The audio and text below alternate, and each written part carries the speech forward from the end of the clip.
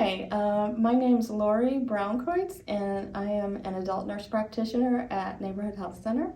And I've been working here for 5 years, and we always welcome new patients, and we like to continue seeing our regular patients, and I'm really grateful to be working here at Neighborhood Health Center. How did you discover that a career in healthcare was the path that you wanted to take? Well, I was always interested in healthcare, even from a young child. I have a family that was very involved in healthcare. My grandmother was actually a hematologist Nice. and worked in blood banking. And my father worked at Roswell Park for many years, and he was one of the persons that was involved in different cancer screening tests, and he specifically worked on the PSA test. So I have a long family history in careers in healthcare. So I had early exposure to it, and it was always something I was very interested in. And you said your father had worked with creating a PSA test? He was one of the researchers that was involved in that, yes. Nice. Can you tell us a little about what that test is? That test is a test that looks at a specific antigen that is excreted from the prostate. And it can be helpful in detecting whether or not there are some inflammatory changes or even cancerous changes in the prostate. So it's useful along with other screening methods to help in the detection of prostate cancer in men. Do you feel that your experience in medicine and in academia as a woman of color, does it influence your approach to handling those kind of situations, like with breaking through historical trauma, or even just allowing people to incorporate culture? Or Yes, I would say that my background gives me some kind of additional insight, if you will, into historical trauma and what people are facing in their day-to-day lives. And we try to do what we can to try to mitigate those problems as best we can. And I know there's a lot of programs at Neighborhood Health Center that really are very beneficial in that regard. For instance, if patients have difficulty with transportation, we try to help them with transportation so that they can come to the facility for their appointments.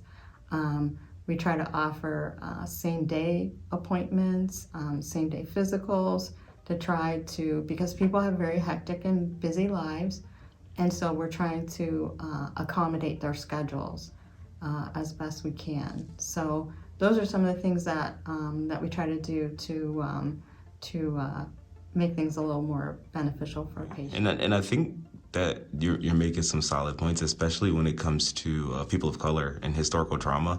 I'm sure there's a lot of situations that you have to work through. How do you typically handle something like that when someone's coming in with something that's an ideal about healthcare that's just been passed down from generation to generation and may not have any basis, but people really believe in it? Well, what I find is that as long as the behavior isn't detrimental, we try to have people incorporate their own cultural ideas and behaviors into their particular healthcare practices. And then I usually ask them to add in what we're suggesting, whether that be taking blood pressure medication or doing their preventative health screenings.